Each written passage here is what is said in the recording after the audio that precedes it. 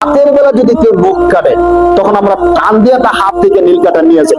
তুমি রাতের বেলা নখ কাটতেছো, রাতের বেলা যদি নখ কাটে হায়াত কমে যায়, অমঙ্গল হয়, সংসারের মধ্যে মঙ্গল আর আসে না। রাতের বেলা কি কাটলে, নখ কাটলে, ঘর ঝাড়ু দিলে, এরপরে যে পানি আছে আমাদের জুটা পানি, এই জুটা পানিগুলো বাইরে ফেললে ঘরের মধ্যে অমঙ্গল হয়। রাতের বেলা পানি ফেললে কার উপর না কার উপর পড়ছে এটা জানা যায় না, দিনের বেলা ফালানো ভালো উচিত। বাকি কেউ যদি এ বিশ্বাস করে যে রাতের বেলা নখ কাটলে, রাতের বেলা ঘর ঝাড়ু দিলে, জুতা পানি বাইরে ফেললে অমঙ্গল হয়, তাহলে শিরক। এই বিশ্বাস নিয়ে ফলানো যাবে না। তাহলে আমরা এই বিষয়গুলো আমাদের পরিবার সহ সবাইকে সচেতন করব।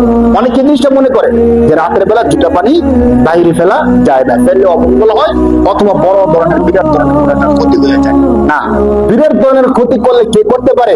আল্লাহ। যদি উপকার কেউ করতে চায়, কে করতে পারে? আল্লাহ। আল্লাহকে ছাড়া কেউ কোনো কিছু করতে পারে না। হাদিসের মধ্যে স্পষ্ট এই কথা বার্তা দেওয়া আছে।